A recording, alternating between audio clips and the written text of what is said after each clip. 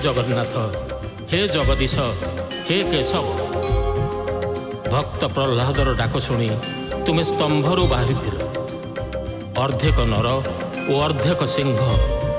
तुमर से ही अद्भुत शरीर रे तुम्हें विशाल नख साहाय्य हिरण्यकशिपु असुरर शरीर रूपी भ्रमर को विदारण कर दशावतार मध्यरु तुमर यह चतुर्थ अवतार। हे जगदीश, तुमर से ही नरहरि बा नृसिंह रूपर जय हो।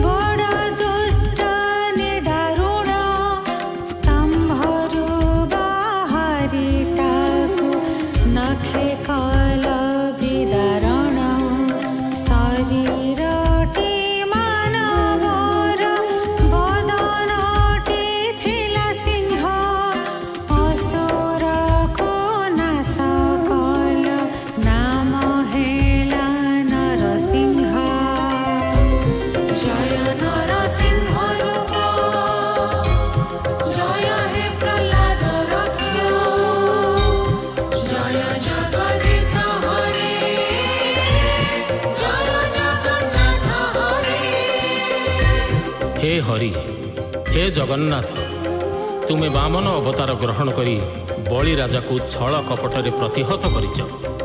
अति दानी बोली तांकर